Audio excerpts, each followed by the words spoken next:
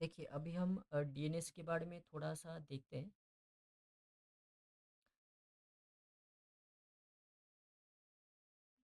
रुक जाइए।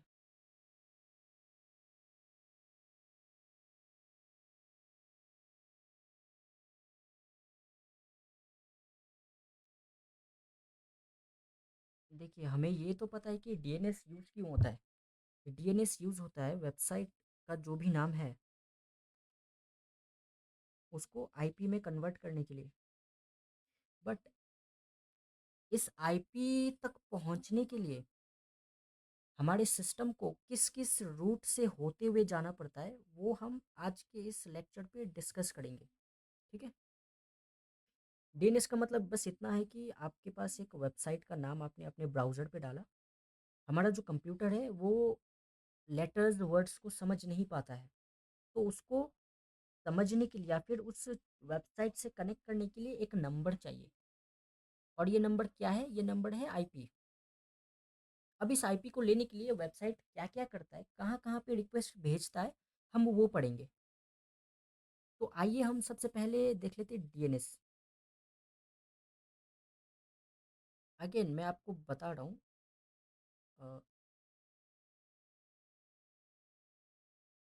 हमारा वेबसाइट, हमारा सर्वर,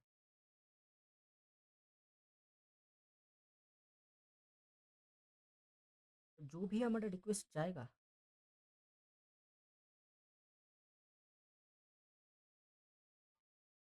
वेबसाइट टू सर्वर, इसके बीच में बहुत सारी चीज़ें होती हैं। यहाँ पे बहुत सारी चीज़ें होती हैं एंड यही चीज़ हम डिस्कस करेंगे। सॉरी आपने फॉर यहाँ पे इंटरप्ट। टाइप किया example.com। हेलो। हाँ।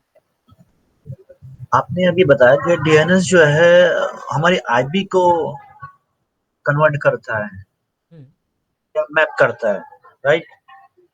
नहीं। अगर हमारे पास आईपी हो तो क्या डीएनएस यूज होता है आईपी के लिए या डीएनएस सिर्फ आईपी के लिए यूज होता है? देखिए, मैं आपको एक बार डीएनएस के बारे में यहाँ पे बता रहा हूँ। जब भी कभी हम example.com अपने कंप्यूटर पे सर्च करते हैं ना, तो बाय डिफ़ॉल्ट हमारा कंप्यूटर इस तरीके से डिज़ाइन हुआ है कि ये इस वर्ड को जो भी हमने यहाँ पे टाइप किया इसको समझ नहीं पाएगा। तो ये क्या समझेगा हमारा कंप्यूटर? हमारा कंप्यूटर बस समझेगा नंबर्स। एक बात आप बताइए, आईपी नंबर है या लेटर है? ऑब्वियसली आईपी नंबर है। तो इस केस में हमारा कंप्यूटर नंबर समझेगा, तो नंबर क्या है? आईपी। अब प्रॉब्लम ये हो जाती है कि हम हर एक वेबसाइट का आईपी एड्रेस याद तो रख नहीं सकते। आप एक वेबसाइट का आईपी एड्रेस याद रख लोगे, मान लीजिए 192.168.1.1। दूसरा वेबसाइट का आईपी होगा 10.2.3.1। तीसरा का होगा 3.5.1.2। अब ये तीन वेबसाइट है।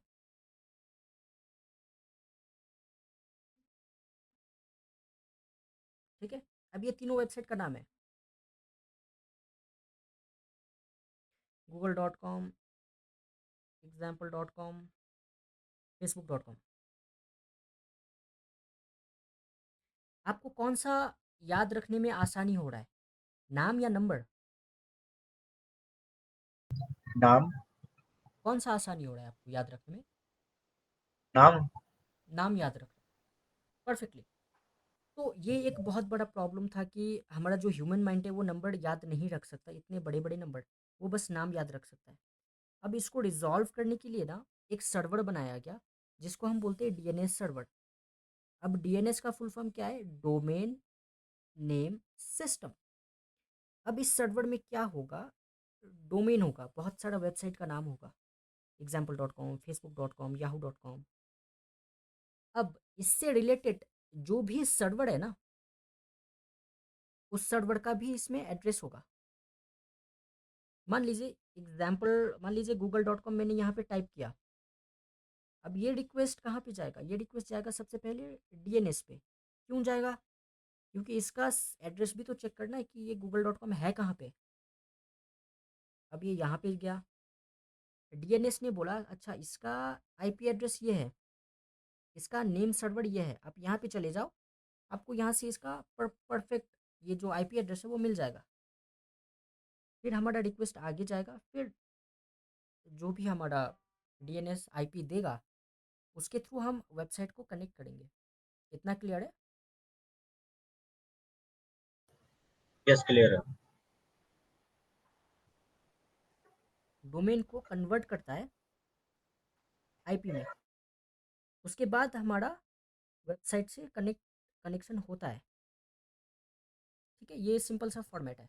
पहले हम अगर कुछ हमारे भी डोमेन टाइप करेंगे, वो आईपी में कन्वर्ट होगा, उसके बाद हमारा वेबसाइट कनेक्ट होगा। अभी आईपी में कौन कन्वर्ट करके देता है? डीएनएस। ये सिंपल सा बात है। इतना क्लियर है ना? अब देखिए, डायरेक्ट हमारा रिक्वेस्ट डीएनएस के पास नहीं जाता है। जब भी कुछ भी आप अब अपने कंप्यूटर में टाइप करोगे ना, तो डायरेक्ट हमारा रिक्वेस्ट डीएनएस सर्वर के पास नहीं जाता। वो पहले अपने खुद के लोकल सिस्टम पे, अपने खुद के नेटवर्क पे चेक करता है कि क्या आपने ये वेबसाइट पहले कभी विजिट किया था। मान लीजिए एक वेबसाइट है, मान लीजिए ये आपका ब्राउज़र है, ठीक है? मैंने 2 महीने पहले एक वेबसाइट विजिट किया था। कितने महीने पहले? कितने महीने पहले मैंने विजिट किया था? 2 महीने पहले। वेबसाइट टू का नाम क्या टू था? Month ago. वेबसाइट का नाम था example.com।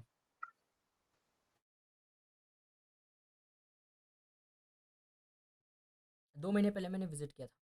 2 महीने के बाद मैं सेम वेबसाइट को विजिट कर रहा हूँ, ठीक है? 2 महीने बाद मैं सेम वेबसाइट को विजिट कर रहा हूँ। अभी आपको इतना पता है कि वेबसाइट को जब भी हम विजिट करते हैं, तो वेबसाइट को कनेक्ट करने के लिए उस सर्वर से हमें क्या करना पड़ता है? इस वेबसाइट को कन्वर्ट करना पड़ता है, किसमें? आईपीज़ में। एंड ये काम हम नहीं कर पाते, तो इसके लिए हमने क्या बना के रखा है? एक सर्वर बना के रखा है, जिसको हम बोलते हैं डीएनएस सर्वर। तो डीएनएस सर्वर हमारा ये काम कर देता है। तो 2 महीने पहले जब मैंने इस वेबसाइट को एक्सेस किया था, तो ऑब्वियस सी बात है इसका आईपी मेरे पास तो आया ही होगा। इसका आईपी तो मेरे पास आया होगा ना।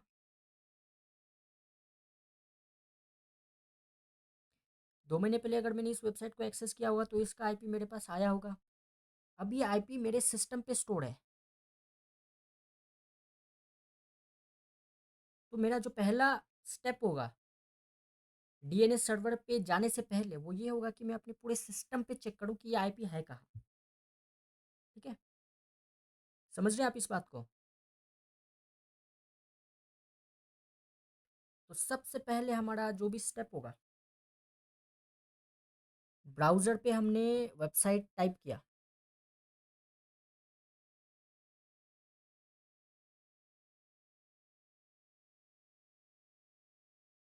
example.com। अब हमारा जो भी ऑपरेटिंग सिस्टम है, वो इस आईपी को ढूंढेगा। अब ढूंढने के लिए क्या करेगा? वो अपने पहले कैश मेमोरी में चेक करेगा।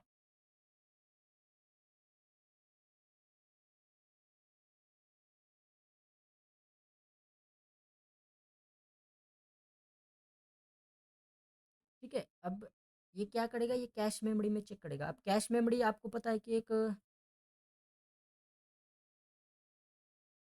कैश मेमोरी क्या होता है? एक मेमोरी होता है हमारे कंप्यूटर में, जो अ, कोई भी वेबसाइट जब हम विजिट करते हैं, उसका आईपी स्टोर कर लेता है, ताकि बार बार हमें इस रिक्वेस्ट को डीएनएस की तरफ भेजना ना पड़े।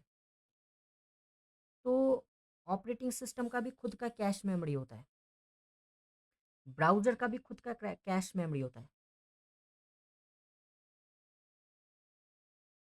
राउटर राउटर का भी खुद का कैश मेमोरी होता है। तो हमने जब वेबसाइट का नाम टाइप किया अपने ब्राउज़र पे, अब ये ब्राउज़र चेक करेगा कैश मेमोरी पे, क्या इसका आईपी ऑपरेटिंग सिस्टम के कैश मेमोरी पे है या नहीं है। क्या इसका आईपी एड्रेस हमारे ब्राउज़र की कैश मेमोरी पे है या नहीं है। क्या इसका आईपी हमारे राउटर के कैश मेमोरी पे है या नहीं है।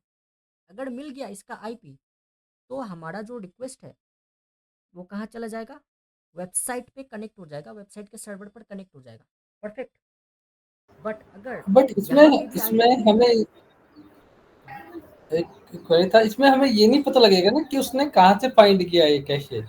कि उसको ओएस से मिला या ब्राउज़र से मिला या राउटर से मिला। ये तो नहीं, नहीं। बैकएंड में जो भी क्वेरी चल रहा है वो ही दिखेगा, वो तो सिर्फ़ आपको कनेक्ट कर देगा कि कैशे होगा तो फास्टेस्ट आपको फटाफट आपका कनेक्शन स्टेबल हो जाएगा वहाँ पे वेबसाइट के साथ। हाँ, देखिए हमारा सिस्टम जो है ना वो कुछ अलग तरीके से डिज़ाइन होता है। जो भी ऑपरेटिंग सिस्टम है, मैं थोड़ा-सा डीप में जाना चाहूँगा, मुझको माफ़ कीजिएगा, ये आउट ऑफ द टॉपिक है लेकिन फिर भी। जो हमारा ऑपरेटिंग सिस्टम है ना, इस ऑपरेटिंग सिस्टम में डिफरेंट फाइल्स होते हैं, डिफरेंट कोड्स होते हैं, ठीक है? अब ये फाइल्स, ये कोड इतने ज़्यादा सिस्टमैटिकली होते हैं ना कि आप अगर अपने ऑपरेटिंग सिस्टम पे कुछ भी चीज़ एक्सेस कर रहे हो, तो इसका एक रिकॉर्ड रख लेता है। स्पेशली जब आप इंटरनेट से कुछ चीज़ एक्सेस करते हो तो आपने इंटरनेट से कुछ चीज़ डाउनलोड किया, आपके स्टोरेज पे तो है वो, आपने उसको डिलीट कर दिया, वो आपके स्टोरेज से डिलीट हो गया, लेकिन उसका एक रिकॉर्ड, एक छोटा सा रिकॉर्ड कहाँ पे रहता है? कैश मेमोरी में रहता है ना। इनकेस अगर तो आपको दिस कभी इज़ वो सेम फाइल, फॉर हाँ, लॉग फाइल भी तो सेम होता है ना? हाँ, इसका क्या रहता है, कैश मेमोरी में रहता है कि अगर आपको कहीं अगर ये रिकवर करना पड़े तो यहाँ से रिकवर हो जाएगा। समझ गए? सिमिलरली आप अगर 2 महीने पहले वेबसाइट पे, आप 2 महीने पहले आप अपने कंप्यूटर पे कोई एक पर्टिकुलर वेबसाइट विजिट किया था, तो उसका जो आईपी एड्रेस है ना वो आपके या तो ऑपरेटिंग सिस्टम के कैश मेमोरी में, ब्राउज़र के कैश मेमोरी में, या फिर राउटर के कैश मेमोरी में स्टोर रहता है। अब एक बात नोट कीजिएगा, ठीक है? ऑपरेटिंग सिस्टम का खुद का मेमोरी होता है, ब्राउज़र का भी खुद का मेमोरी होता है, राउटर का भी खुद का मेमोरी होता है। मान लीजिए आपने ब्राउज़र का सारा कैश डिलीट कर लिया, तो पहले example.com का रिक्वेस्ट कहाँ जाएगा? ब्राउज़र में जाएगा। ब्राउज़र में देखा अच्छा यहाँ पे कैश है नहीं, नेक्स्ट ऑपरेटिंग सिस्टम में जाएगा, देखा कि ओके ऑपरेटिंग सिस्टम में भी हम जो जंक फाइल डिलीट कर देते हैं ना, वो एक्चुअली क्या रहता है, जंक फाइल, लॉग फाइल जो भी हम डिलीट करते हैं वो कहीं ना कहीं एक कैश फाइल की तरह काम करता है। अब रिक्वेस्ट हमारा ऑपरेटिंग सिस्टम में जाएगा, बोलेगा यहाँ पे भी कैश नहीं है, तो कहाँ जाएगा? रिक्वेस्ट जाएगा हमारे राउटर में। अब राउटर का खुद का मेमोरी होता है कि आपने क्या विजिट किया, कौन से वेबसाइट विजिट किया, उसका आईपी क्या है, स्टोर कर लेता है जो भी आप फ्रीक्वेंट वेबसाइट विजिट करते हो, ताकि बार बार आगे रिक्वेस्ट को भेजना ना पड़े। ठीक है, कितना आप समझ गए? हुँ, ओके। आप इतना समझ गए ना? कोई डाउट यहाँ पे? हुँ, नहीं। कोई डाउट आप लोग को? No sir. परफेक्ट। अब अगर यहाँ पे भी नहीं मिला तो हमारा जो रिक्वेस्ट है वो एक स्टेप और आगे बढ़ जाएगा। अब याद रखिएगा, यहाँ पे ना हमारा एक फाइल रहता है कंप्यूटर में जिसको हम बोलते हैं होस्ट फाइल।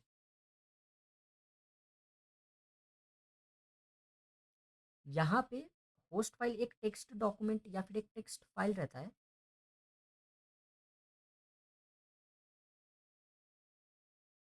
अब इस टेक्स्ट फाइल पे ना हमारा आईपी रहता है और हमारा डोमेन रहता है। अब हमारा सिस्टम चेक करेगा कि ठीक है, इसमें भी नहीं है, कम से कम होस्ट फाइल में तो example.com का एंट्री कुछ ना कुछ तो होगा ही होगा। अगर है तो अगेन कनेक्ट हो जाएगा, नहीं है तो रिक्वेस्ट आगे चला जाएगा। ये जो होस्ट फाइल है ना, ये आज के टाइम पे, क्योंकि आज के टाइम में सब बहुत ही ज़्यादा एडवांस और मॉडर्न हो रहा है, तो ये आज के टाइम पे बहुत ही ज़्यादा रेयरली यूज़ होता है।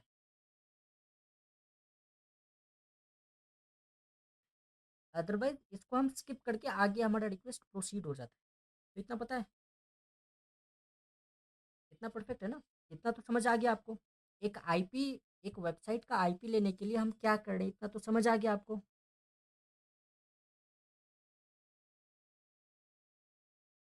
अब देखिए, होस्ट फाइल,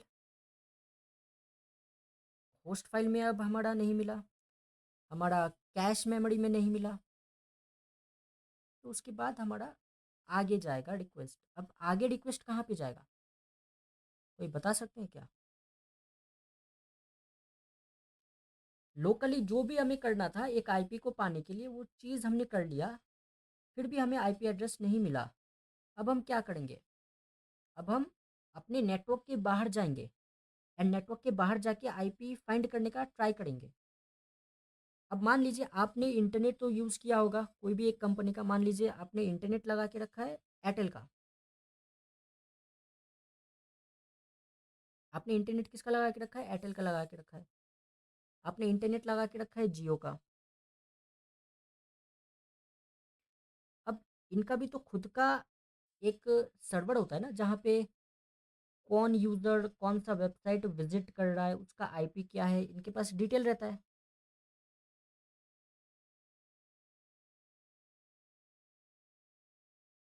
इनके पास भी रहता है ना डिटेल, जैसे हमारे लोकल सिस्टम पे रहता है, कैश हो गया, राउटर का मेमोरी में हो गया, तो इनके पास भी तो रहता है।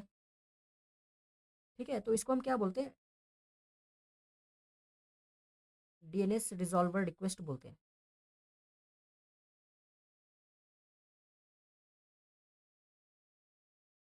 डीएनएस रिजॉल्वर रिक्वेस्ट, हमारा रिक्वेस्ट अब हमारे लोकल नेटवर्क से बाहर आ गया है, और जिसका भी आप इंटरनेट यूज़ कर रहे हो उसके पास जाएगा और पूछेगा इस वेबसाइट का आईपी आपके पास है क्या।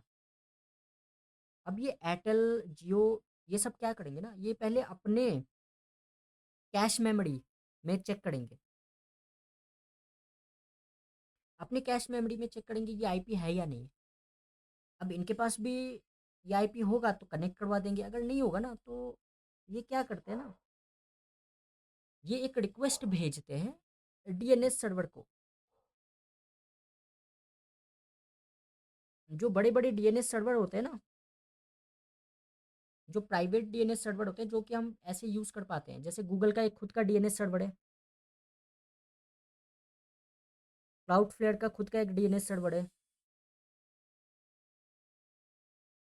अब यहाँ पे आपका एयरटेल या फिर जियो जो भी होगा कैश मेमोरी में चेक करेंगे, इनको नहीं मिलेगा, ये आगे रिक्वेस्ट भेजेंगे। अब ये आगे रिक्वेस्ट किसको भेजेंगे? ये भेजेंगे बड़े बड़े डीएनएस सर्वर को, जैसे गूगल, क्लाउडफ्लेयर, क्योंकि गूगल का तो एयरटेल से बड़ा सर्वर होगा ना, ताकि वो ज़्यादा से ज़्यादा वेबसाइट के आईपी को कलेक्ट कर पाए। समझ रहे हैं? अब ये एक खेल है। गूगल के पास अगर 100 वेबसाइट है, सॉरी, गूगल के पास अगर कितने वेबसाइट्स है? 100। तो ऑब्वियसली मैं तो गूगल का ही डीएनएस सर्वर यूज़ करूँगा। अगर क्लाउडफ्लेयर के पास 500 वेबसाइट का आईपी है तो ऑब्वियसली मैं क्लाउडफ्लेयर का यूज़ करूँगा। मतलब जिस सर्वर के पास जितना ज़्यादा वेबसाइट का आईपी है मैं उसी सर्वर को यूज़ करूँगा। समझ रहे हैं आप? ये ऐसे काम करता है। बट मार्केट में ये दो बड़े डीएनएस सर्वर्स हैं। अब हम नेटवर्क के बाहर जा चुके हैं, हमने अपने इंटरनेट सर्विस प्रोवाइडर से भी इस वेबसाइट का आईपी मांगा। अब वो भी अपना कैश मेमोरी चेक किया, उसने बोला ये आईपी हमारे पास नहीं है। उसने गूगल से या फिर डीएनएस से भी, गूगल से या फिर क्लाउड सर्वर से भी इस आईपी को मांगा, बट वहाँ पे भी आईपी नहीं था।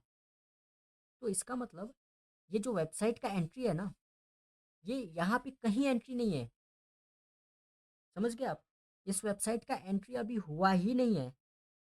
तो अब इस वेबसाइट का आईपी लेने के लिए हमें क्या करना पड़ेगा? हमें डीएनएस का हायरार्की होता है।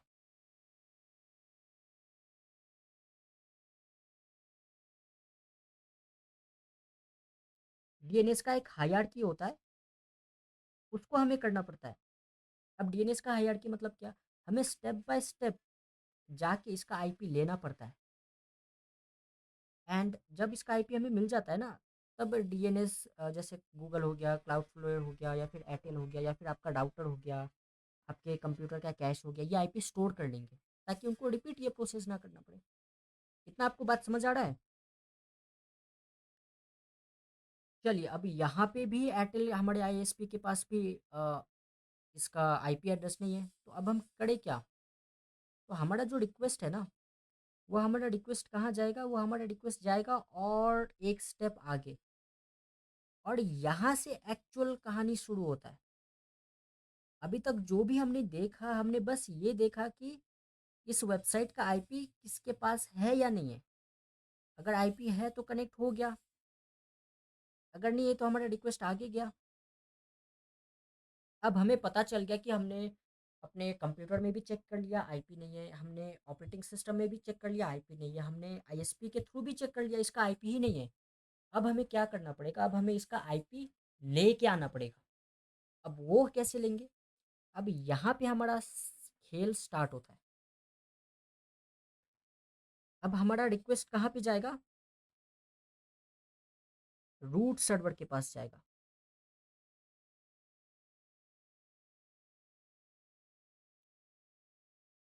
याद रखिएगा रूट सर्वर को हम डॉट से रिप्रेजेंट करते हैं, ठीक है, समझ गए ना आप लोग को कुछ समझ आ रहा है या नहीं आ रहा है।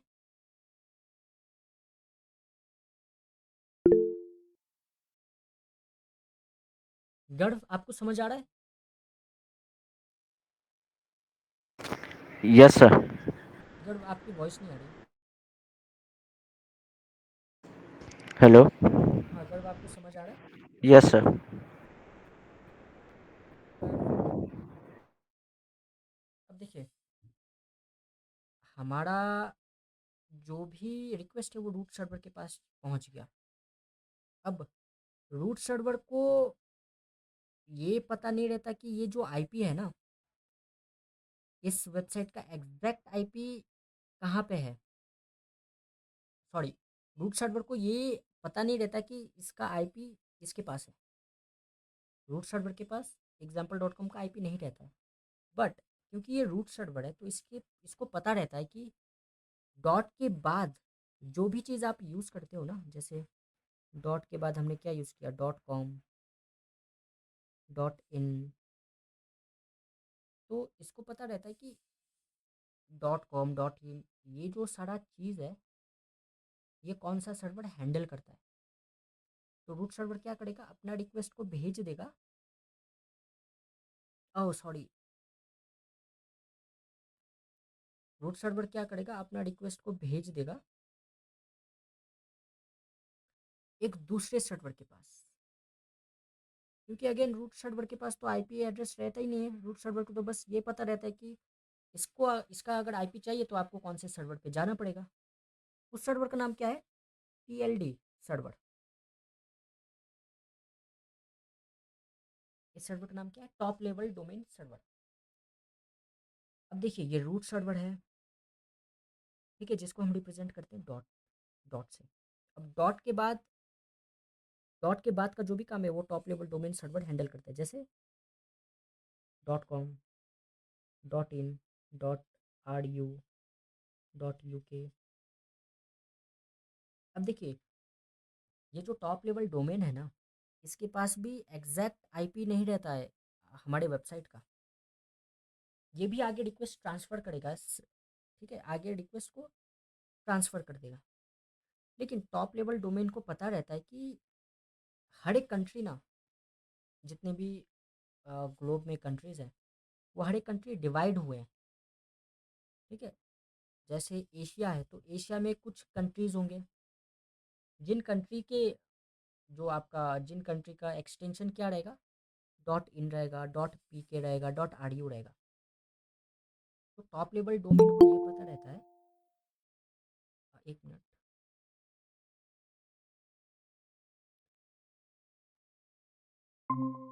हाँ, टॉप लेवल डोमेन को ये पता रहता है कि ये जो रिक्वेस्ट है वो आगे कौन से ऑथोरेटिव सर्वर पे भेजना है, ठीक है। इसको हम क्या बोलते हैं, ऑथोरेटिव नेम सर्वर। ये फाइनल स्टेज है।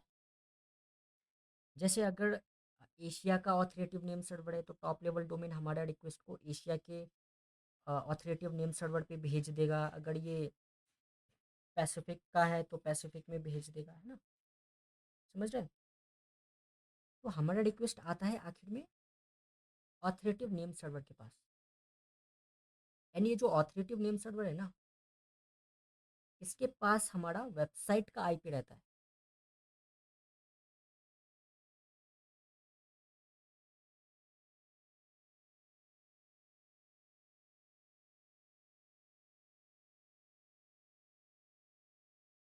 का क्या रहता है, वेबसाइट का आईपी एड्रेस रहता है यहाँ पे।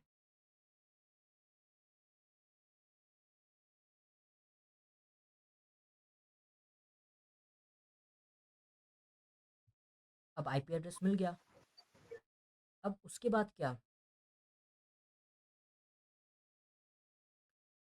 अब उसके बाद जो भी हमारा रिजॉल्वर था, अब आईपी मिल गया तो ये रिक्वेस्ट क्या होगा, ये रिक्वेस्ट फिर से जाएगा हमारे कंप्यूटर के पास।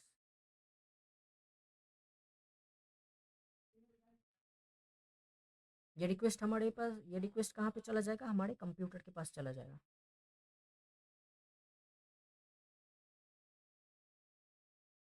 एंड देन कंप्यूटर क्या करेगा, हमारा जो वेबसाइट है कनेक्ट कर लेगा। एंड देन वेबसाइट रीलोड होगा, अदर चीज़ें होंगी। अब ये जो आईपी इतनी मुश्किल से मिला है ना, ये आईपी कंप्यूटर सेव कर लेगा। ये आईपी कंप्यूटर सेव कर लेगा कहाँ पे, अपने कैश मेमोरी में सेव कर लेगा, अपने ओएस के कैश में सेव कर लेगा, अपने राउटर के कैश में सेव कर लेगा। जो आईएसपी है ना, आईएसपी भी ये आईपी सेव कर लेंगे, क्योंकि उनके लिए भी ये नया वेबसाइट है, उनके पास तो इसका एंट्री है ही नहीं। तो आईएसपी भी क्या करेंगे, इस आईपी को सेव कर लेंगे अपने कैश मेमोरी में। जो डीएनएस है, जैसे गूगल गूगल या फिर क्लाउडफ्लेयर, वो भी इस एंट्री को सेव कर लेंगे अपने डीएनएस सर्वर पे, ताकि बाद में कोई रिक्वेस्ट करे सेम वेबसाइट तो हमारे पास ही मिल जाए, आगे जाना ना पड़े। तो आप समझ रहे हैं, एक वेबसाइट का आईपी लेने के लिए हमें कितना ज़्यादा मेहनत करना पड़ रहा है। आप समझ रहे हो ना, आप समझ रहे हो।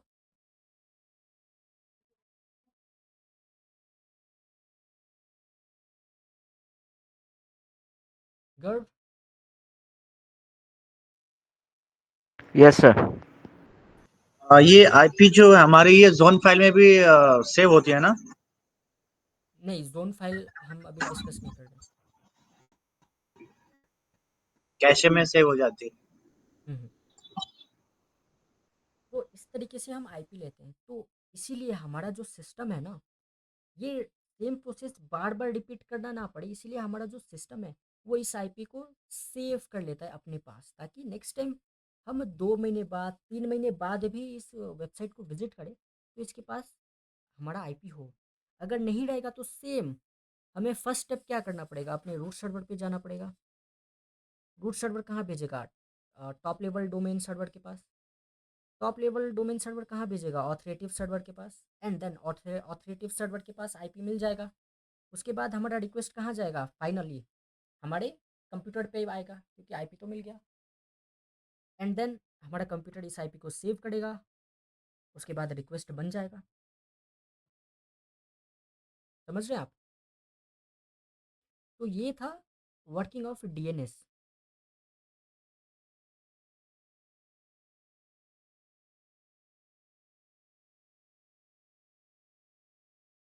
ये क्या था, ये था वर्किंग ऑफ डीएनएस। इसमें किसी को कोई डाउट है।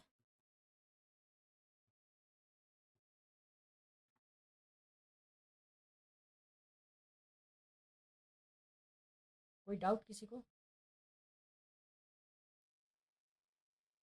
No sir. गौरव, अल्तमस, सचिन, कोई डाउट। नो। हाँ सर। परफेक्ट। नाउ हमने यहाँ पे एक बात किया था कि जो हमारा ब्राउज़र है, सॉरी, जो हमारा ब्राउज़र है, हाँ, वो यहाँ पे जाने से पहले अपने कैश को चेक करता है, उसके बाद अपने होस्ट फाइल को चेक करता है। होस्ट फाइल आपने कभी सुना है नाम।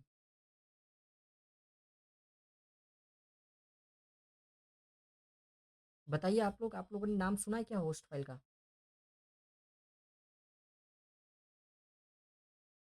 हम्म, किसी ने नहीं सुना है।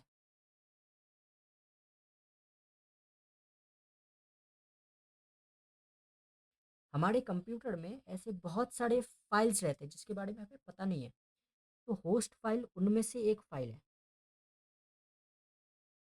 ये एक टेक्स्ट डॉक्यूमेंट है बेसिकली। टेक्स्ट फाइल है। अब इसमें ना हम कोई भी आईपी एंड उसका वेबसाइट हम यहाँ पे लिख सकते हैं।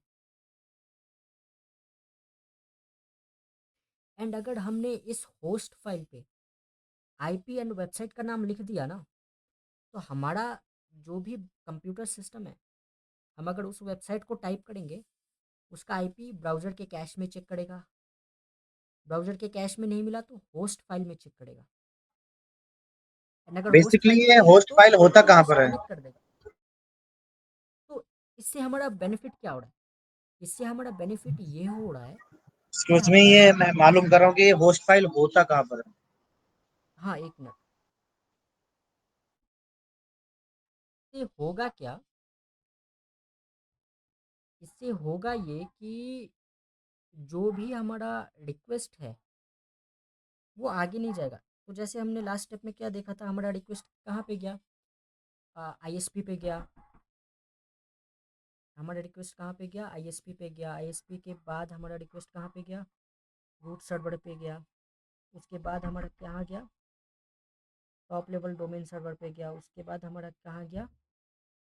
ऑथोरेटिव नेम सर्वर पे गया ना। तो ये सारा चीज़ हमें करना नहीं पड़ेगा। तो बेसिकली होस्ट फाइल क्या कर रहा है? डीएनएस को बाईपास कर रहा है। ठीक है, डीएनएस को बाईपास कर रहा है। समझ रहे हैं आप? अभी देखिए, हर एक कंप्यूटर पे होस्ट फाइल होता ही होता है। ठीक है, क्योंकि ये एक फंक्शनैलिटी है जो हमारे कंप्यूटर पे रहती है। अब होस्ट फाइल का हम दो तरीके से यूज़ कर सकते हैं। एक तो कोई एक प्राइवेट वेबसाइट है जो बस आपके लिए बनी है। मान लीजिए आप एक वेबसाइट के डेवलपर हो एंड ये वेबसाइट अभी बन रही है। ठीक है, ये वेबसाइट क्या हो रही है? बन रही है। एक मिनट।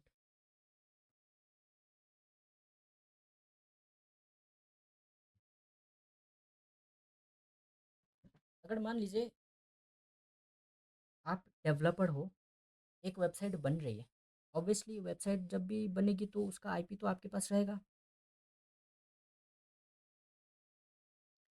अब ये वेबसाइट इनिशियल बनने के फेज़ में है, तो आप इसको ना ऑनलाइन तो नहीं डाल सकते। जब वेबसाइट कंप्लीटली बन जाएगी तभी आप इसको ऑनलाइन डाल पाओगे। तो अब ये वेबसाइट जो आपका डेवलपर है वो एक्सेस करेगा कैसे? क्योंकि वेबसाइट एक्सेस करने के लिए तो हमें पता है कि आईपी एड्रेस चाहिए। विदाउट आईपी एड्रेस के वेबसाइट एक्सेस तो होता ही नहीं है। अब आईपी एड्रेस कौन देता है? डीएनएस देता है ना। आईपी एड्रेस कौन देता है? डीएनएस देता है। अब जब ये वेबसाइट लाइव हुआ ही नहीं है तो डीएनएस के पास इसका रिकॉर्ड होगा ही नहीं। समझ रहे हैं आप? तो उस केस में हमारे पास दो ऑप्शन रहता है। या तो हम अपने ब्राउज़र पे वेबसाइट नाम की जगह आईपी एड्रेस डायरेक्ट डाल दें, ताकि वेबसाइट, क्योंकि ऑब्वियसली हमारा जो कंप्यूटर है वो आईपी एड्रेस को समझता है, तो हम अपने ब्राउज़र पे वेबसाइट की जगह डायरेक्ट आईपी एड्रेस डाल दें और हमारा कंप्यूटर डायरेक्ट इस सर्वर पे कनेक्ट कर जाए। या तो हम होस्ट फाइल यूज़ करें। होस्ट फाइल यूज़ करें एंड डीएनएस को हम बाईपास कर दें। अब इस होस्ट फाइल में होगा क्या? हम आईपी स्पेसिफाई कर देंगे एंड हमारा कौन सा वेबसाइट है हम वो स्पेसिफाई कर देंगे। तो अब मान लीजिए अगर हमने वेबसाइट टाइप किया तो ऑब्वियसली इसका आईपी यहाँ पे होगा होस्ट फाइल में, तो हमारा रिक्वेस्ट डायरेक्ट इस सर्वर पे बन जाएगा। तो होस्ट फाइल का काम ये होता है। एक दूसरा भी होस्ट फाइल का काम रहता है। वो काम क्या रहता है कि मान लीजिए आपने देखा होगा कि कई सारे इंस्टीट्यूट्स या फिर कई सारे ऑर्गेनाइजेशन या फिर स्कूल्स कोई पर्टिकुलर वेबसाइट को बंद कर देती हैं एक नेटवर्क पे, है ना। पर्टिकुलर वेबसाइट को क्या कर देती है? बंद कर देती है एक नेटवर्क पे या फिर ब्लॉक कर देती है। तो वो ब्लॉक होता कैसे है? अब देखिए, वो दो तरीके से ब्लॉक रहता है। एक तो आप अपने राउटर राउटर पे जाके ब्लॉक कर सकते हो, या तो दूसरा, अगर आपको राउटर पे जाके अगर आप ब्लॉक करेंगे ना, तो मान लीजिए आपके राउटर से 5 डिवाइस कनेक्टेड है, तो ये पाँचों में ये वेबसाइट ब्लॉक रह जाएगा। लेकिन आप चाहते हो कि बस एक सिस्टम पे या फिर एक कंप्यूटर पे मुझको ये वेबसाइट ब्लॉक करना है, तो उसके लिए आप क्या यूज़ करोगे? उसके लिए आप अगेन होस्ट फाइल ही यूज़ करोगे। अब जैसे कि हमें पता है,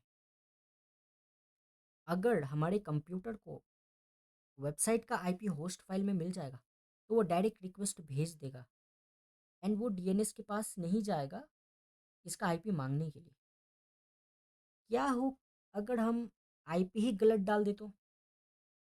मान लीजिए एग्जाम्पल.com एक वेबसाइट है, एक लेजिट वेबसाइट है।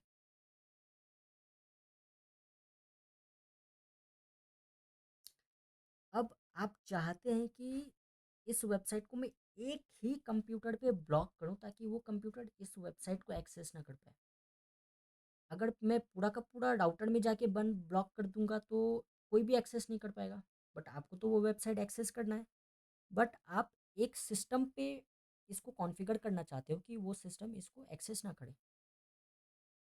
तो आपको तो पता है कि आ, जो भी वेबसाइट कनेक्शन बनाता है, वो कनेक्शन कैसे बनाता है और आईपी कैसे लेता है। क्या हो अगर हम इस वेबसाइट का आईपी ही चेंज कर दे? तो मान लीजिए इस वेबसाइट का आईपी क्या है, 192.161.1.2, इसका ये आईपी है। क्या हो अगर इस आईपी को हम रिप्लेस कर दे 0.0.0.0 से? अब देखिए, ये एग्जाम्पल.com हमारा वेबसाइट तो नहीं है, तो इसका आईपी हम एक्चुअल सर्वर पे तो रिप्लेस नहीं कर सकते, लेकिन हम क्या कर सकते हैं, अपने होस्ट फाइल में ना इसका आईपी गलत डाल सकते हैं एंड इस वेबसाइट का नाम डाल सकते हैं। अब होगा क्या कि जब भी हमारा कंप्यूटर पे हम इस वेबसाइट को टाइप करेंगे, ये वेब हमारा कंप्यूटर कैश फाइल में चेक करेगा इसका आईपी। कैश फाइल में आईपी नहीं मिला, राउटर में चेक करेगा, राउटर का कैश में वहाँ पे भी आईपी नहीं मिला तो होस्ट फाइल में चेक करेगा। अब होस्ट फाइल में इसका आईपी तो हमने गलत डाल के रखा है। अब हमारे कंप्यूटर को तो बस क्या चाहिए, आईपी चाहिए। इसको आईपी मिल गया, ये रिक्वेस्ट आगे भेज देगा। अब आगे जाके ये कनेक्ट ना हो या फिर कोई भी एरर आ जाए तो ये एरर दिखा देगा। ठीक है, तो इस तरह से हम कोई भी एक वेबसाइट को ब्लॉक कर सकते हैं। समझ गए? कोई भी हम वेबसाइट को ब्लॉक कर सकते हैं इस तरीके से, एंड कोई भी प्राइवेट वेबसाइट को हम एक्सेस कर सकते हैं अगर हमारे पास उसका आईपी या फिर उसका नाम है तो। अब ये जो मैंने बताया ये इसका फॉर्मेट है। सबसे पहले आपको आईपी ही डालना पड़ता है, उसके बाद स्पेस देके वेबसाइट का नाम लिखना पड़ता है। जब भी आप होस्ट फाइल एडिट करोगे ना, तो ये इसका एक फॉर्मेट रहता है। अब बात कर लेते हैं ये होस्ट फाइल हमें मिलेगा कहाँ से, क्योंकि जब तक हमें लोकेशन के बारे में पता नहीं रहेगा इस फाइल का, हम इसको एडिट थोड़ी ना कर पाएंगे। तो किसी को कोई आइडिया है कि इसका लोकेशन कहाँ पे रहता है? देखिए, विंडोज़ पे ये अलग लोकेशन पे रहता है एंड लाइनक्स पे ये अलग लोकेशन पे रहता है। लोकेशन जानने से पहले मैं आप लोगों से एक डाउट पूछना चाहता हूँ कि आप लोग को कोई भी इसमें डाउट है क्या?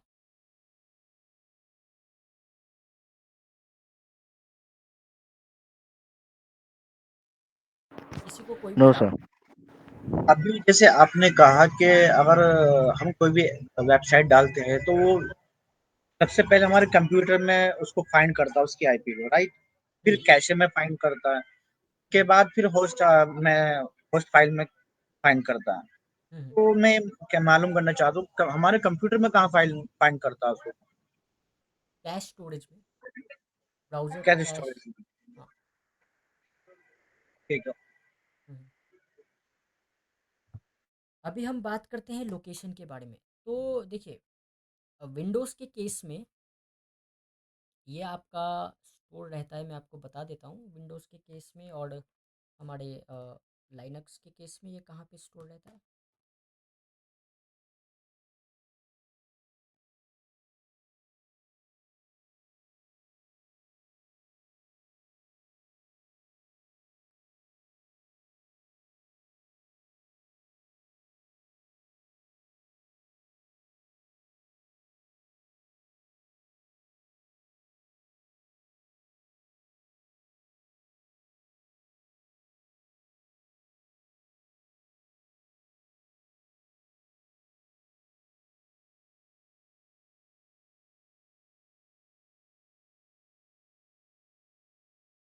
मुझको आप थोड़ा टाइम दीजिएगा, इसका लोकेशन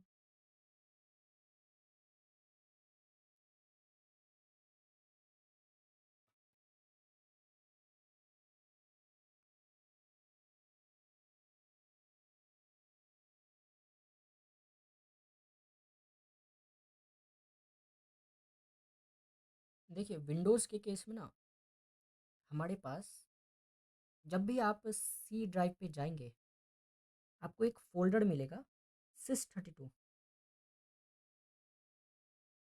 कौन सा फ़ोल्डर है? sys32। अब ये जो फ़ोल्डर है ना, विंडोज़ के केस की बात कर रहा हूँ मैं, ये जो फ़ोल्डर है, ये फ़ोल्डर ना जो भी ऑपरेटिंग सिस्टम से रिलेटेड इम्पोर्टेंट फाइल्स हैं जो ऑपरेटिंग सिस्टम को रन कराती हैं, वो सारा फाइल्स इस फोल्डर में रहता है। एंड अगर आपका ऑपरेटिंग सिस्टम में अगर वायरस चला जाता है ना, तो आपका वायरस सबसे पहले इस फोल्डर को करप्ट कर देता है। एंड अगर ये फोल्डर ही करप्ट हो गया तो आपका ऑपरेटिंग सिस्टम क्रैश हो जाता है। तो इस फोल्डर में आपको होस्ट फाइल मिल जाएगा, ठीक है।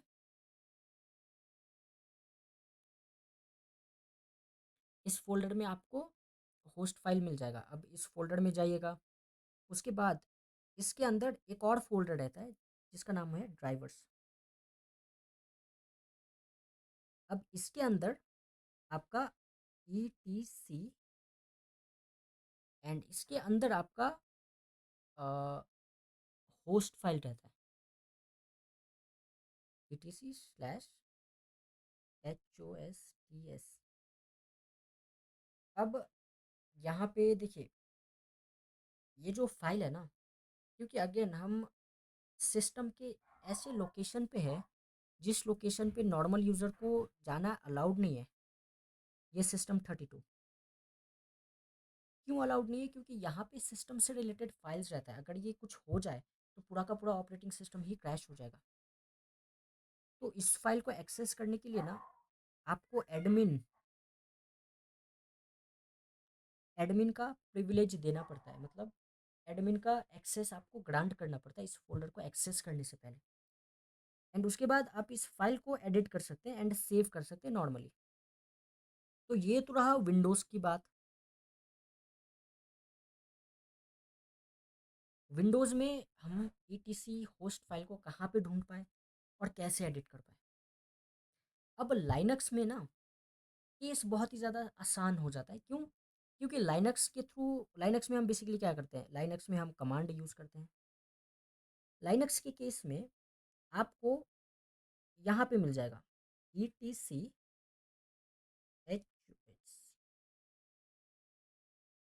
ये एक फाइल रहता है लाइनक्स के अंदर, जहाँ पे अगेन ये एक फाइल रहता है जहाँ पे हम अपना होस्ट को, वेबसाइट IP को एडिट कर पाते हैं, ऐड कर पाते हैं।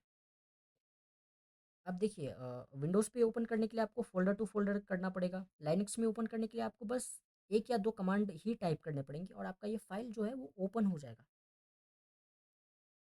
लाइनक्स के केस में और मैक के केस में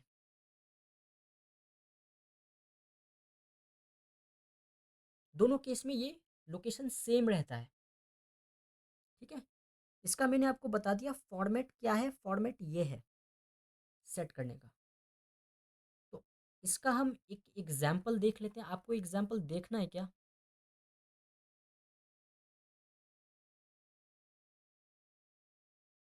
आप बताओ, एग्जाम्पल देखना है?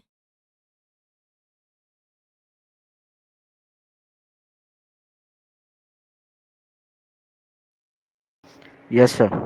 आप लोगों का आप लोगों को मैं क्या बोल रहा हूँ सुनाई दे रहा है? Yes, sir. हाँ, एग्जाम्पल देखना है। Yes, sir. हाँ, तो यहाँ पे देखिए, ये एक लाइनक्स ऑपरेटिंग सिस्टम है, ठीक है। सबसे पहले आप क्या करेंगे, आप अपना टर्मिनल को ओपन करेंगे। जैसे मैं इस केस में मैं ओपन कर दे रहा हूँ। अब देखिए, यहाँ पे ये जो टर्मिनल है ना,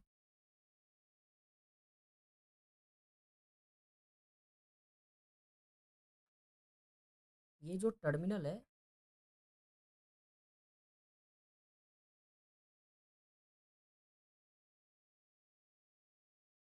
ये टर्मिनल हाई प्रिविलेज पे रन नहीं हो रहा है, ये नॉर्मल यूज़र पे रन हो रहा है। तो अब इसको मुझको क्या करना पड़ेगा, हाई प्रिविलेज पे लेके आना पड़ेगा। तो सिंपल सी बात है, आप क्या टाइप करेंगे, sudo su, ठीक है। अब sudo su मैंने टाइप किया तो पासवर्ड मांगेगा, आपका जो भी पासवर्ड हो आप दे दीजिएगा। अब यहाँ पे देखिए, अब यहाँ पे क्या आया, यहाँ पे रूट आ गया। तो विंडोज़ पे एडमिनिस्ट्रेटर आएगा, लाइनक्स पे रूट आएगा। ये हाई यूज़र होते हैं, जो कि अ, जिनके पास बहुत ज़्यादा प्रिविलेज होता है। ये यूज़र कोई भी सिस्टम के फाइल को एडिट कर सकते हैं, डिलीट कर सकते हैं, नॉर्मल यूज़र नहीं कर सकते। अब हम यहाँ पे क्या करेंगे, अब हम अपना होस्ट फाइल को ओपन करेंगे। अब देखिए, होस्ट फाइल एक टेक्स्ट फाइल रहता है। विंडोज़ के केस में हमारे पास टेक्स्ट एडिटर है, नोटपैड है, हम उसके थ्रू होस्ट फाइल ऐड कर सकते हैं। बट लाइनक्स के केस में हमारे पास विम या फिर नैनो का ऑप्शन रहता है, तो हम वो यूज़ करेंगे ओपन करने के लिए। तो सबसे पहले अगेन हम रूट यूज़र है, तो हमें सीधा टाइप करना पड़ेगा नैनो, क्योंकि अगेन हम नैनो के थ्रू इस फाइल को ओपन करेंगे। उसके बाद अब ये हमारा फाइल का नाम है जो हम ओपन कर रहे हैं। अब हम एंटर करेंगे। अब देखिए, ये हमारा एक्चुअल होस्ट फाइल है, ईटीसी होस्ट फाइल है। यहाँ पे क्या लिख के आ रहा है आपको, ईटीसी होस्ट फाइल लिख के आ रहा है। अब यहाँ पे होस्ट एड्रेस लिख के आ रहा है, ठीक है। अब यहाँ पे देखिए, ये एक प्राइवेट वेबसाइट है। अब वेबसाइट का नाम क्या है, ये है। अब ये एक प्राइवेट वेबसाइट है, तो अगेन ये बस मेरे कंप्यूटर पे ही ओपन होगा, क्योंकि मेरे कंप्यूटर पे इसका आईपी है। आपके कंप्यूटर पे ओपन नहीं होगा, क्यों? क्योंकि आपके कंप्यूटर पे ये आईपी है ही नहीं। अगर आप अपने ब्राउज़र पे ये आईपी टाइप करोगे तो ही ये ओपन होगा। कोई भी अगर चीज़ मुझको ब्लॉक करना हो, ये इसका रियल आईपी है। अगर मुझको ये वेबसाइट ब्लॉक करना हो तो मैं ये आईपी चेंज कर दूंगा, 0.0.0.0। अब मैंने 0.0 ही क्यों चुना? क्योंकि ये इनवैलिड आईपी माना जाता है, ये आईपी एग्जिस्ट नहीं है। ये आईपी अगर एग्जिस्ट ही नहीं है तो रिक्वेस्ट तो जाएगा तो क्या आएगा, एरर ही आएगा। समझ रहे हैं आप? तो ये था हमारा होस्ट फाइल। अल्तमस, आपको क्लियर हुआ? यस, क्लियर हुआ। जी बिल्कुल।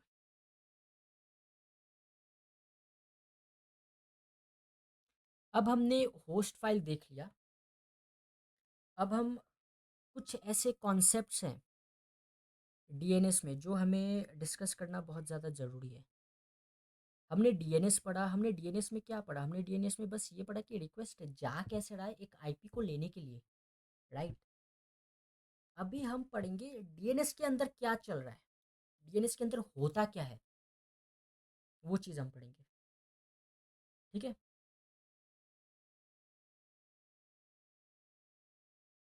अब तैयार हो? तैयार हो आप लोग?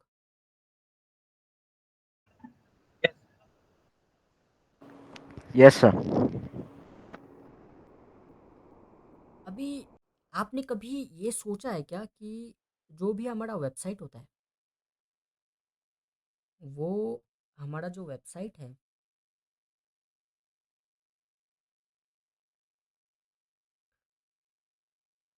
जो भी हमारा वेबसाइट होता है, वो वेबसाइट ऐसा क्यों रहता है? पहले आएगा डोमेन,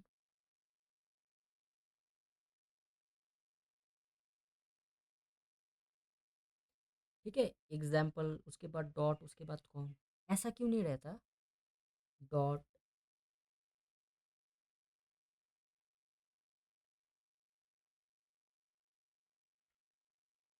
या फिर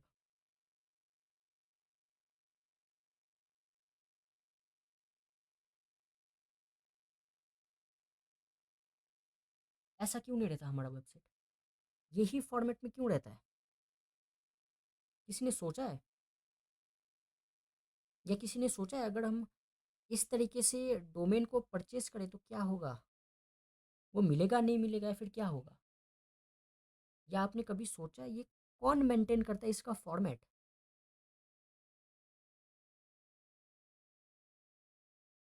किसी ने कभी सोचा है?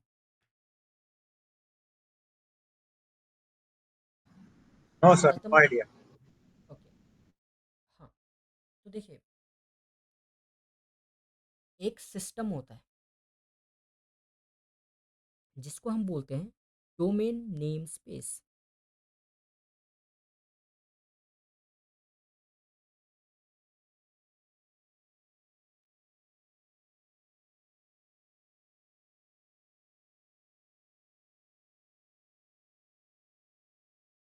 ये सिस्टम बेसिकली करता क्या है ना, डोमेन आपका चेक करता है कि आपका जो डोमेन है या सब डोमेन है वो एक फॉर्मेट में है या नहीं है।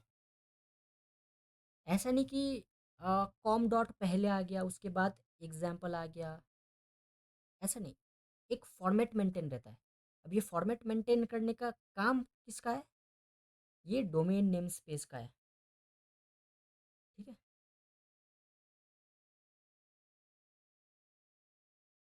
ये डोमेन नेम स्पेस का है। एंड डोमेन नेम स्पेस पहले क्या बोलता है, आप देखो। डोमेन नेम स्पेस बोलता है कि अगर आप कोई भी डोमेन परचेज कर रहे हो तो सबसे पहले आप डोमेन का नाम दे दो। उसके बाद आप लगाओ रूट, मतलब डॉट। डॉट क्या रिप्रेजेंट करता है? रूट सर्वर को। उसके बाद लगाओ top level domain. Top level domain मतलब dot com, dot in, dot org.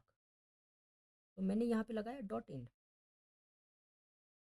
ठीक है, अब ये क्या हो गया? ये हो गया हमारा रूट। ये क्या हो गया? ये हो गया हमारा टॉप लेवल डोमेन। ये क्या हो गया? ये हो गया हमारा मेन डोमेन। परफेक्ट। अब मान लीजिए example.com तो है, बट मुझको blog.example.com चाहिए।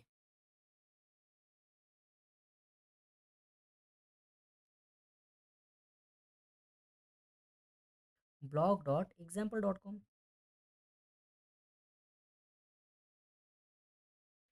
एक बात बताइए, example.com या फिर डॉट इन? एक काम करते हैं, डॉट इन ले लेते हैं ताकि आप लोग को आसानी पड़े।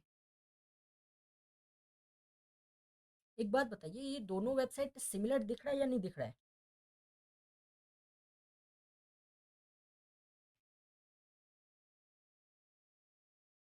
सिमिलर दिख रहा है या नहीं दिख रहा है?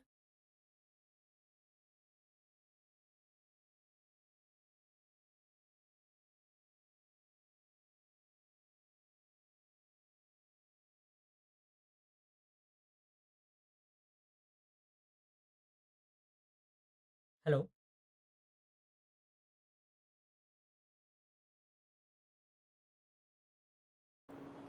सर अलग अलग है ना वो तो। नहीं, आप ये पार्ट छोड़ दीजिए। हाँ फिर तो सेम ही है। फिर सेम है ना? ठीक है। अब देखिए, अगर मैंने एक डोमेन बनाया है example.com, ठीक है। अब मान लीजिए ये तो मेरा मेन डोमेन हो गया ना example.com।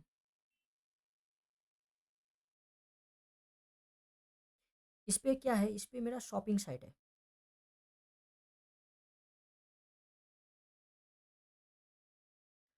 अब मुझको मेरा प्रोडक्ट प्रमोट करने के लिए एक वेबसाइट बनाना है। ठीक है, तो उसके लिए मैं नया वेबसाइट तो लूँगा नहीं।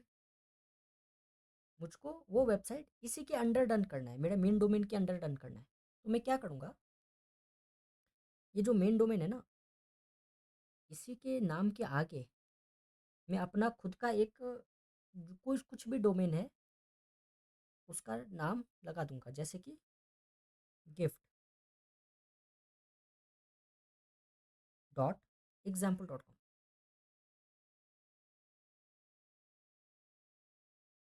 ठीक है, अब ये दोनों डोमेन क्या है, कनेक्टेड हो गए। ये दोनों डोमेन क्या हो गए, कनेक्टेड हो गए। अब प्रॉब्लम ये है ना, ये दोनों डोमेन तो कनेक्टेड हो गए, लेकिन डीएनएस सर्वर को बताएगा कौन? ये दोनों डोमेन का मालिक एक ही है।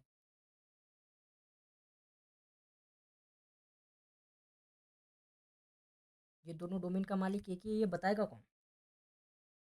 कौन बताएगा डीएनएस सर्वर को?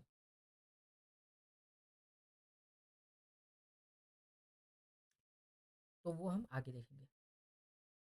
अभी देखिए, जो डोमेन नेम स्पेस है ना, वो आपको बता देगा कि ठीक है, पहले डोमेन होना चाहिए, उसके बाद रूट होना चाहिए, उसके बाद टॉप लेवल डोमेन होना चाहिए। लेकिन अगर आप अपने वेबसाइट के लिए सब डोमेन बना रहे हो, तो सब डोमेन का फॉर्मेट ये होगा।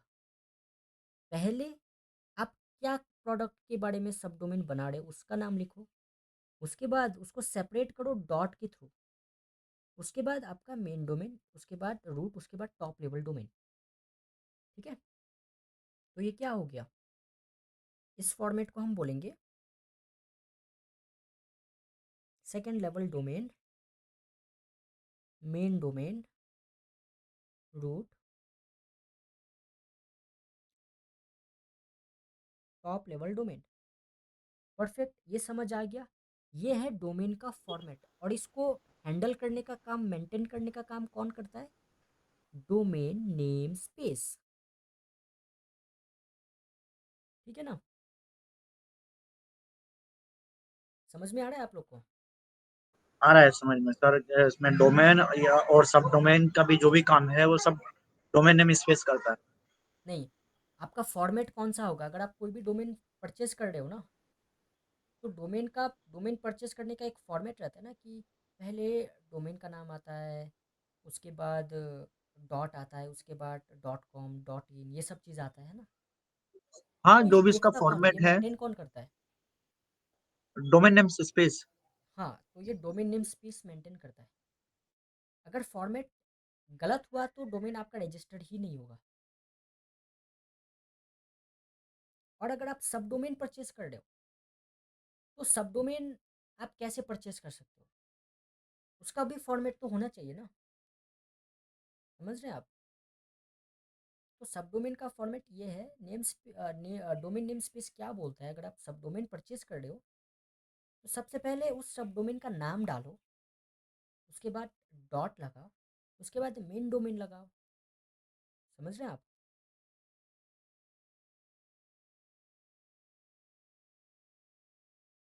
ये तो ठीक है, समझ हाँ आ गया समझ ना? रहे हैं। परफेक्ट।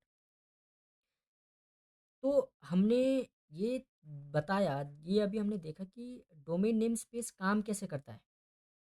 ये डीएनएस में रहता है, ठीक है, ये डीएनएस के अंदर रहता है।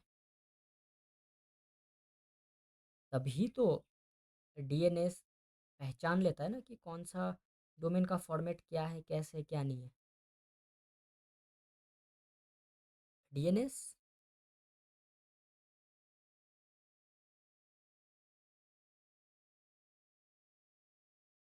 अब डीएनएस में क्या है, डीएनएस के अंदर क्या है?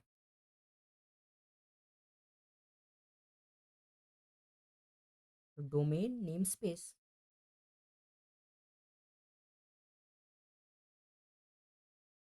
ये क्या करता है, ये डोमेन का फॉर्मेट चेक करता है। परफेक्ट। डोमेन नेम अब सिस्टम होगा शायद। हाँ बताइए। डोमेन नेम सिस्टम है। नहीं, domain name space, SPAC space.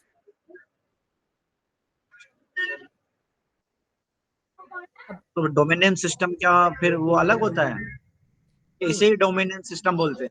देखिए, डोमेन नेम सर्वर और domain name space, sorry, domain name server और डोमेन नेम स्पेस एक ही चीज़ है। ठीक है। एक ही चीज है ना? ठीक है, ठीक। अब domain name space, sorry, domain name server या डोमेन नेम सिस्टम के अंदर एक फंक्शनैलिटी होता है, जिसको हम बोलते हैं डोमेन नेम स्पेस।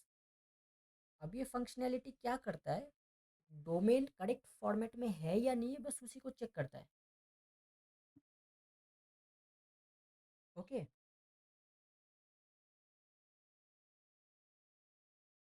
हेलो। हाँ हाँ, समझ पा रहे हैं। ठीक है।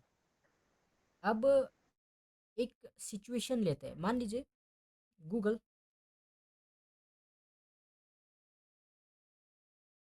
google.com, क्या ये डोमेन में खरीद पाऊंगा? आप लोग बताइए, अगर मैं डोमेन ये खरीदने जाऊँ तो क्या मैं ये इस डोमेन को खरीद सकता हूँ?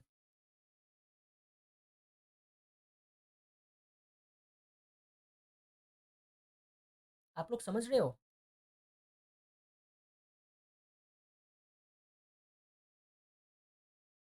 गर्ड अल्तमस। कोई आइडिया नहीं यस आगे। सर।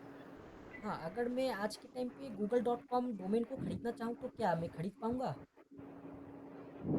नहीं, नो सर। क्यों खरीद नहीं पाऊंगा? वो पहले से ही पहले से ही वो किसी और के रजिस्टर्ड है। पास रजिस्टर्ड है। परफेक्ट, पहले से ही किसी और के पास रजिस्टर्ड है। नाउ, अब ये कौन मेंटेन करता है कि ये डोमेन ऑलरेडी किसी ने खरीदा हुआ है या नहीं है? तो ये मेंटेन करता है आयाना। हमने आई थिंक अपने लास्ट क्लास में आयाना आई कैन पढ़ा था ना? कौन कौन था हमारे लास्ट क्लास पे? Yes sir. हाँ, तो हमने लास्ट क्लास में हमने पढ़ा था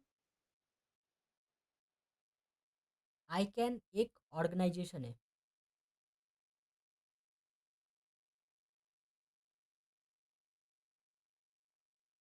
सर्च कीजिएगा, रिसर्च कीजिएगा आप थोड़ी बहुत।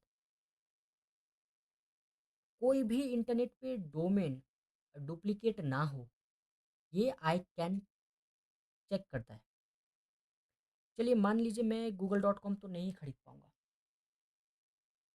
अब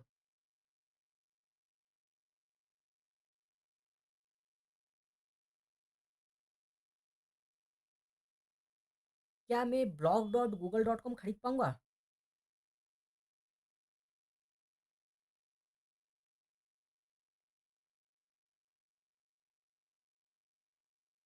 क्या लगता है आपको? देखिए, आपको आपके दिमाग में जो भी आ रहा है आपको बोलना है। आप ऐसा नहीं कि आप सोच रहे हो कि ये नहीं वो नहीं। मैं आपसे करेक्ट आंसर की डिमांड नहीं कर रहा हूँ।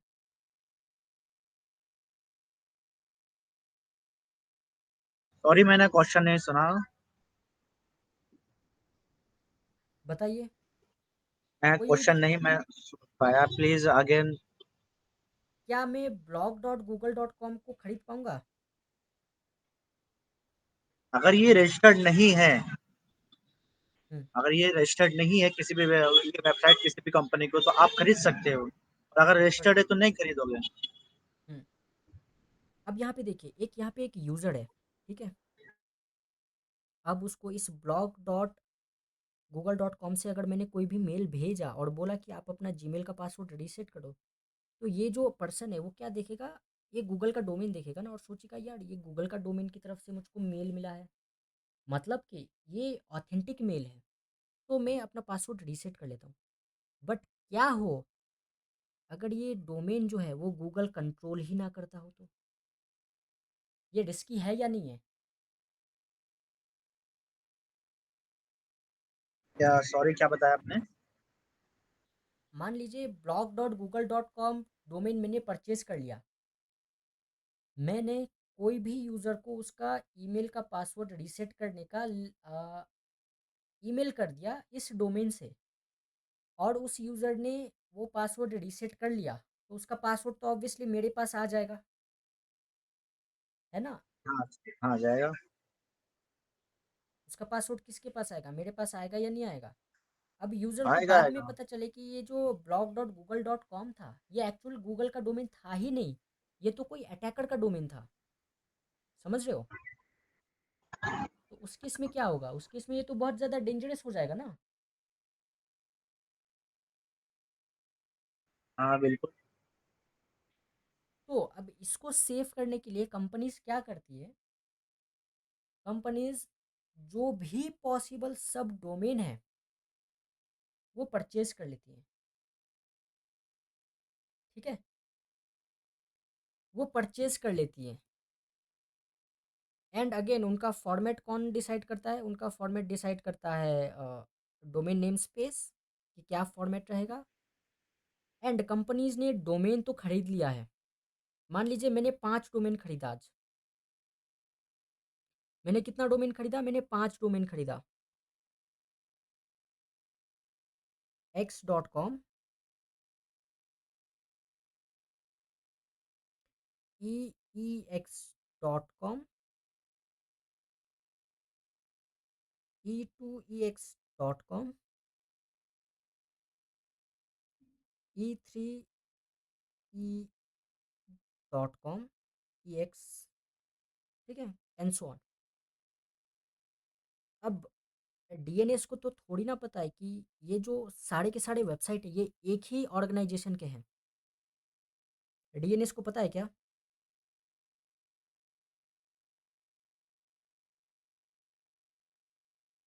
आप बताओ। डीएनएस को ये पता नहीं है कि ये सारे जो वेबसाइट है वो एक ही ऑर्गेनाइजेशन के हैं या फिर एक ही पर्सन के हैं। ये डीएनएस को नहीं पता है। ये डीएनएस को हमें बताना पड़ता है। अब ये डीएनएस को बताने के लिए हम क्या करते हैं? हम एक फाइल क्रिएट करते हैं जिस फाइल का नाम होता है जोन फाइल। अगेन ये एक टेक्स्ट फाइल रहता है, ठीक है, ये एक टेक्स्ट फाइल रहता है। अब इस टेक्स्ट फाइल में क्या रहता है ना, हम पूरा का पूरा ये डोमेन जो है वो अपडेट कर देते हैं, मतलब डाल देते हैं। इस टेक्स्ट फाइल में मैंने डाल दिया मेरा 5 डोमेन। मैंने कितना डोमेन डाला? मैंने 5 डोमेन डाला। ex.com, ex.com, e2.ex.com, e3.ex.com।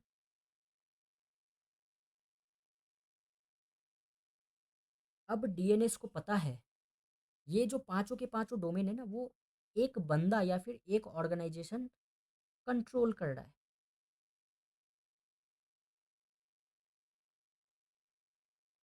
अब डीएनएस को तो पता है ना, इसी को बोलते हैं हम जोन फाइल, ठीक है। कभी भी आप इंटरनेट पे जाओ, जोन फाइल आप सर्च करो तो जोन फाइल यही होता है। डीएनएस के अंदर एक पार्ट रहता है, एक सेक्शन रहता है, ठीक है। डीएनएस के अंदर जो जोन रहता है वो एक डोमेन नेम स्पेस का एक पार्ट रहता है जिसके अंदर डिफरेंट डिफरेंट सब डोमेन का लिस्ट रहता है। कौन सा डोमेन कौन सा ऑर्गेनाइजेशन या फिर कौन सा पर्सन होल्ड करता है, तो उसका उसमें सारा एंट्री रहता है। Got it? कोई डाउट? No, clear. एंड इस जोन फाइल में ना ये वेबसाइट हो गया, इसका आईपी भी रहता है। हाँ, यही मालूम करना चाह रहा था कि मैं इसका सब डोमेन तो है वेबसाइट तो आईपी भी आईपी भी रहता है, होता होगा। समझ गए? तभी हमारा रिक्वेस्ट जाता है डीएनएस पे। एनडीएनएस जोन फाइल चेक करता है कि आप कौन से डोमेन को विजिट करना चाहते हो, उसका आईपी क्या है। अगर आईपी डीएनएस में रहता है तो आप कनेक्ट हो जाते हो, नहीं रहता है तो अगेन आईपी लेने के लिए फिर आगे प्रोसीड होता है वो। इतना समझ गए ना आप? यस, जोन फाइल भी आप समझ गए? Got it. हाँ, कोई डाउट इसमें?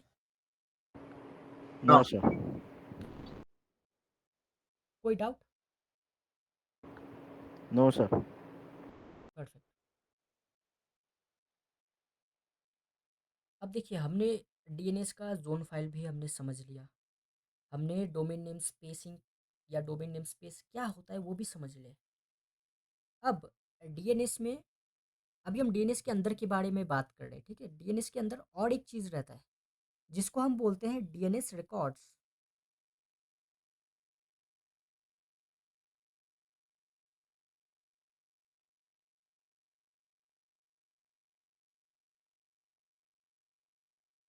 क्या बोलते हैं, डीएनएस रिसोर्स रिकॉर्ड। कई बार आपने देखा होगा डीएनएस आरआर रिकॉर्ड्स, कई बार इसको आरआर रिकॉर्ड्स भी बोलते हैं, सुना होगा शायद आपने। तो अब ये आरआर रिकॉर्ड है क्या? तो देखिए, जो हमारा जोन फाइल रहता है ना, ये जोन फाइल में बहुत सारा ऑप्शन रहता है। ऐसा नहीं कि बस सब डोमेन है। जोन फाइल में हमारा सब डोमेन रहता है, आईपी रहता है, आईपी वर्जन 6 रहता है, बाकी सारे कॉन्फ़िगरेशंस रहते हैं, नेम सर्वर क्या है, सारा चीज़ जोन फाइल में रहता है। तभी डीएनएस को ये सारा इन्फॉर्मेशन पता चलता है। समझ गए? ऐसा नहीं कि मैंने आज एक वेबसाइट खरीदा तो मैं डायरेक्ट डीएनएस में जाके सब एंट्री करूँगा, ऐसा नहीं होता। मैंने आज वेबसाइट खरीदा, मैंने वेबसाइट खरीदा तो एक ज़ोन फाइल में बनाऊँगा, एक टेक्स्ट फाइल बनाऊँगा बेसिकली, जिसमें सारा एंट्री में डाल दूँगा एंड वो टेक्स्ट फाइल मैं डीएनएस में डाल दूँगा। ठीक है? वो टेक्स्ट फाइल का हम नाम क्या रखेंगे? वो टेक्स्ट फाइल का नाम रहता है ज़ोन फाइल। अब इसमें आईपी रहता है, सब डोमेन रहता है, वेबसाइट का नाम रहता है, सब चीज़ रहता है। पूरा का पूरा मेरा वेब का मेरा वेब का पूरा इन्फॉर्मेशन इसमें रहेगा। समझ गए ना? तो अब हम उस रिकॉर्ड के बारे में पढ़ते हैं। समझ गए? DNS records. मान लीजिए आपके वेबसाइट ने, सॉरी, आपके कंप्यूटर ने बस आईपी एड्रेस फाइंड करने के लिए डीएनएस को क्या भेजा, रिक्वेस्ट भेजा।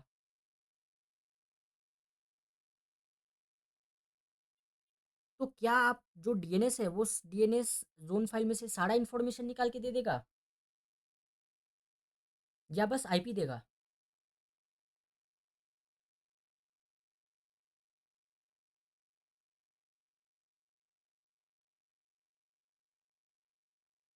समझ पा रहे हो आप लोग?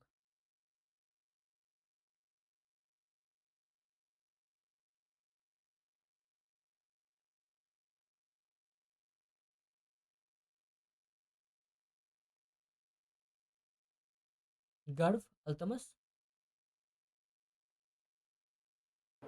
Yes sir. मान लीजिए अगर कोई एक ब्राउज़र ने बस आईपी मांग करी डीएनएस से, तो डीएनएस ऐसा तो नहीं है ना कि ज़ोन फाइल में जो जो इन्फॉर्मेशन है वो सारा इन्फॉर्मेशन दे देगा। डीएनएस क्या करेगा? अगर आईपी उसको मांगा है तो बस आईपी ही रिटर्न करेगा, है ना? अब डीएनएस क्या करेगा? डीएनएस एक क्वायरी सेंड करेगा ज़ोन फाइल पे कि मुझको आईपी चाहिए।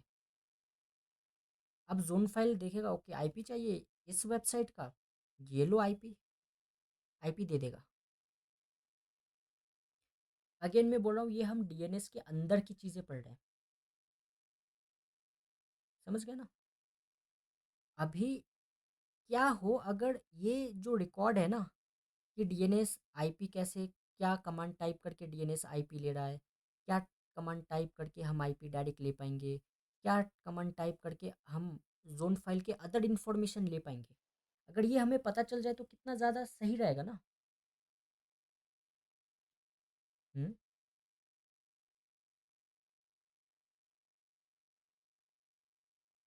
सही रहेगा या नहीं रहेगा? अगर पता चल जाए कि डीएनएस से आप कुछ भी चाहो आप निकाल सकते हो, कोई भी इंफॉर्मेशन। अगर आपको आईपी देखना है आप आईपी का इंफॉर्मेशन निकाल लो, आपको जोन फाइल के अंदर और कुछ फाइल है वो देखना है वो भी निकाल लो आप। कितना ज़्यादा आसान और कितना ज़्यादा सही रहेगा ना? रहेगा या नहीं रहेगा?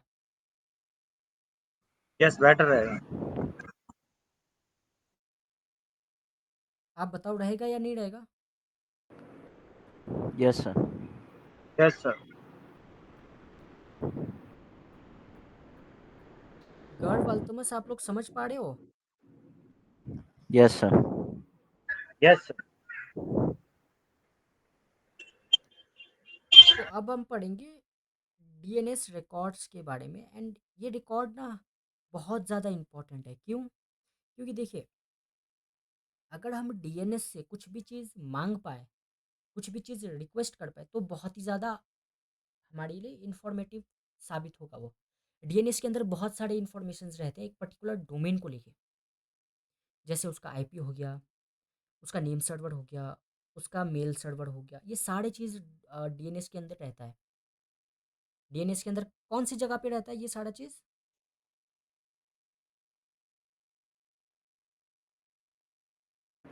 ज़ोन फाइल के अंदर रहता है। तो डायरेक्ट ज़ोन फाइल कहाँ है? डीएनएस के अंदर है। तो हम डीएनएस को ना, डीएनएस में मतलब कुछ हम रिकॉर्ड्स के बारे में बात करेंगे जो डीएनएस के अंदर रहता है। क्लियर है आप लोग को? Yes, sir. Yes yes.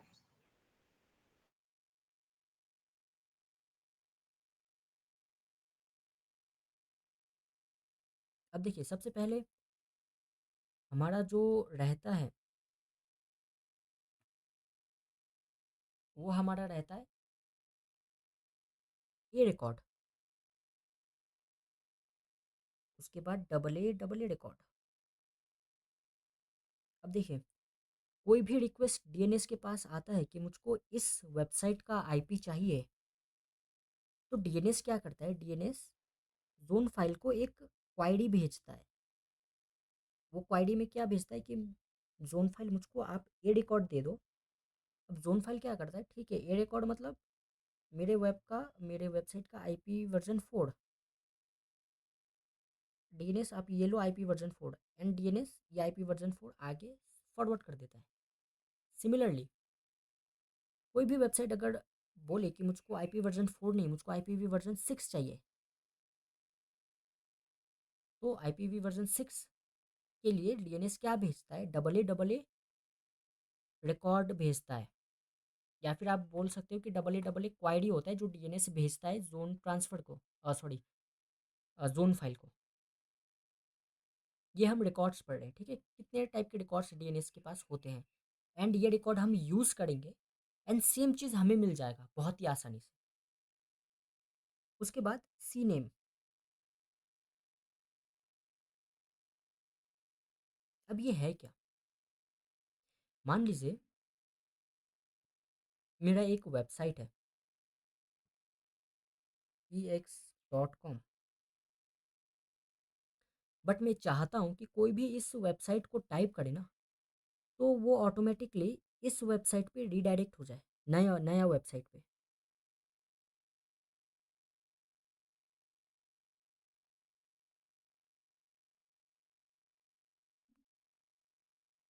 ठीक है, तो आपको तो बस पुराना नाम पता है, नया नाम तो पता नहीं है। तो इस केस में क्या होगा?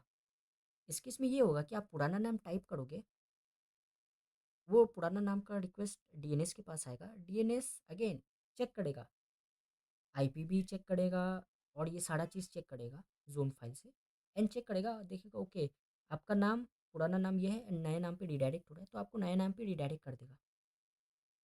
क्लियर है?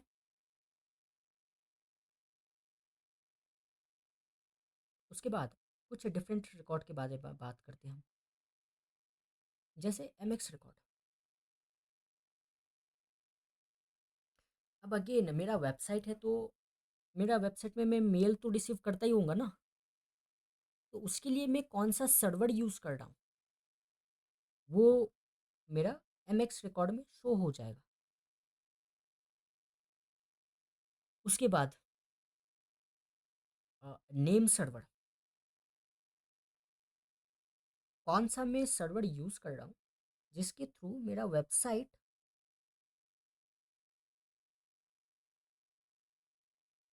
मैं अपनी वेबसाइट को मैप कर रहा हूँ आईपी पे,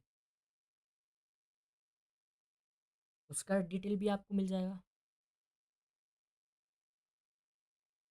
समझ रहे हैं? उसके बाद है टीएक्सटी रिकॉर्ड।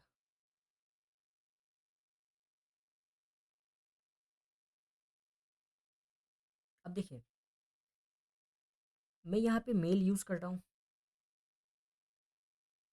अब अल्तमस आपको पता है एसपीएफ रिकॉर्ड्स होते हैं? हाँ सुना तो है एसपीएफ रिकॉर्ड्स होते हैं, लेकिन याद नहीं कुछ। हाँ, तो एसपीएफ रिकॉर्ड्स, ये सारे रिकॉर्ड्स कुछ सेटिंग्स होती हैं मेल भेजने के लिए, वो सारी सेटिंग्स हमें सेव करके रखना पड़ता है। अब वो सारे सेटिंग कहाँ पे सेव होता है, तो वो सारा सेटिंग जो है वो एस पी एफ रिकॉर्ड, वो सारा सेटिंग्स जो है वो हम टेक्स्ट फाइल पे सेव करते हैं, ठीक है। एंड इसको हम बोलते हैं टेक्स्ट रिकॉर्ड। अब इस रिकॉर्ड में ना आपका कुछ सेटिंग्स रहता है, सेटिंग्स या फिर आप बोलो बेस्ट प्रैक्टिसेस। अगर आप मेल सेंड कर रहे हो तो मेल कैसे जाना चाहिए, क्या है क्या नहीं, वो सारा चीज़ इसमें रहता है। उसके बाद SOA, स्टार्ट ऑफ ऑथोरिटी। अब बेसिकली स्टार्ट ऑफ ऑथोरिटी क्या करता है, जो भी हमारा डोमेन है ना उसका इंफॉर्मेशन इसके पास रहता है।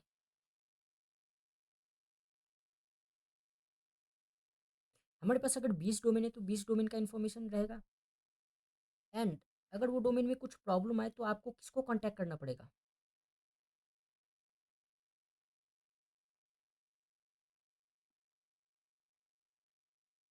उसका भी इंफॉर्मेशन रहता है।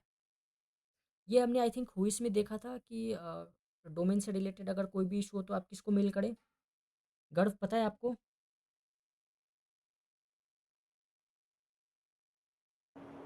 Yes, sir. Who is गर्व, sir? Yes, sir. तो वो रिकॉर्ड आपका SOA से मिलता है। एंड लास्ट के हमारे दो रिकॉर्ड रहते हैं, SRV रिकॉर्ड, उसके बाद PTR रिकॉर्ड।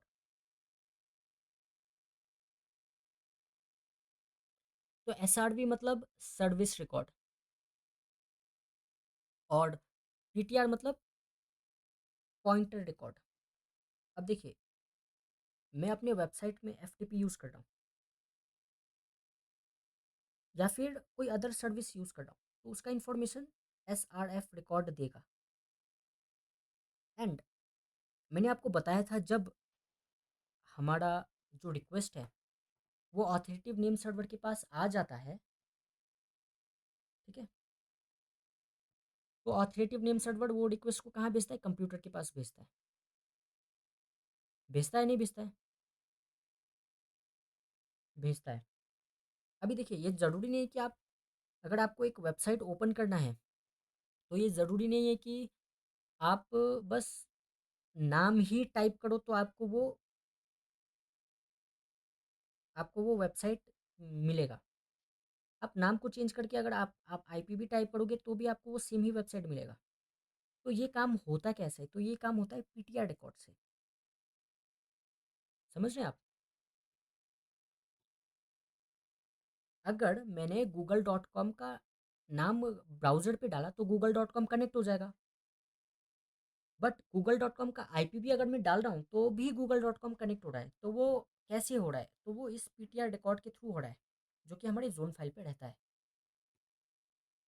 मतलब ये सारा इन्फॉर्मेशन जोन फाइल पे रहता है। सर्वर ये रिकॉर्ड चला के ये सारा इन्फॉर्मेशन रिट्रीव करता है।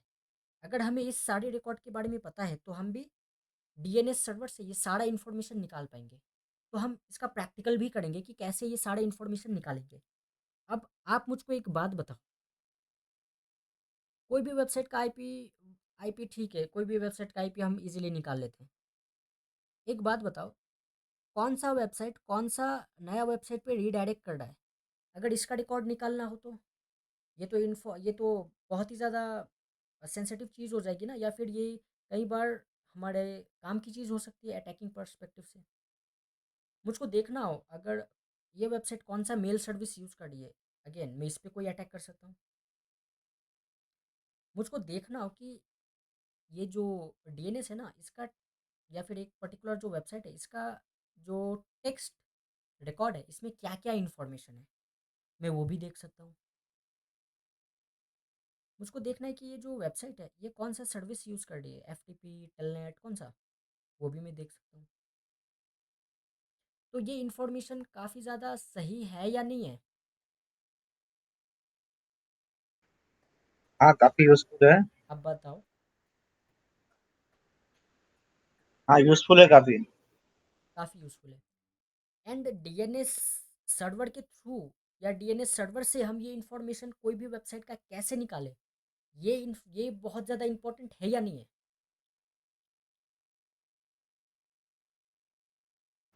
मतलब कि this is DNS very server से हम इम्पोर्टेंट। ये सारा इंफॉर्मेशन कैसे निकालें, ये भी तो इम्पोर्टेंट है ना। अभी तो हमने बस पढ़ा कि डीएनएस सर्वर के पास रिकॉर्ड कौन कौन सा रहता है। अभी हम इस रिकॉर्ड को यूज़ करेंगे एंड डीएनएस सर्वर से वो इन्फॉर्मेशन निकालेंगे। तो ये आप लोग के लिए हेल्पफुल रहेगा या नहीं रहेगा? Yes, sir. ऑब्वियसली।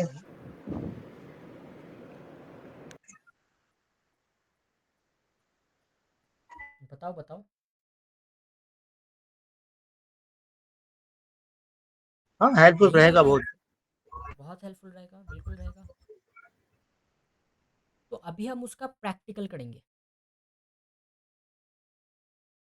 ठीक है, आप लोग रेडी हो प्रैक्टिकल के लिए? पर कंपनी ने अभी काम दिया हुआ है, अभी हैंड टू हैंड 5 मिनट पहले आया है। और अगर कोई टाइम हो तो आप प्रैक्टिकल फिर हम उसमें कर लें।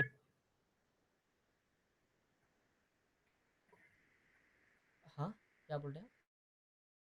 मैं बोल रहा हूँ कि अभी सर ने काम दिया है कुछ इम्पोर्टेंट, अगर टाइम हमारे पास कुछ और हो, अलग टाइम हो तो उसमें हम प्रैक्टिकल कर लें। ठीक है, तो आप ये समझ गए ना, ये डीएनएस के अंदर जो रिकॉर्ड रहते हैं इस सब के बारे में समझ गए। एंड ये रिकॉर्ड कितना ज़्यादा इंफॉर्मेटिव हो सकता है हमारे लिए, वो आप समझ गए। आप एक चीज़ देखिए, अगर हमें पता चल जाए कि अगर ये एक वेबसाइट जो है ये कौन से नया डोमेन पे रिडायरेक्ट कर रहा है, या फिर कोई एक वेबसाइट है जो पुराने डोमेन पे रिडायरेक्ट कर रहा है, तो हम उस पर टेस्टिंग कर सकते हैं। हमें ये पता चल जाए कि इस टेक्स्ट फाइल में क्या है, तो वो सेंसिटिव चीज़ हो सकता है। हमें पता चल जाए कौन सा सर्विस वेबसाइट यूज़ कर रहा है, उस सर्विस पे हम ब्रूट फोर्स अटैक कर सकते हैं या अदर अटैक कर सकते हैं। यह हमारे लिए इन्फॉर्मेटिव हो सकता है। हो सकता है नहीं हो सकता? आप बताओ। Yes, sir. तो आज के क्लास से आप लोगों को कोई डाउट?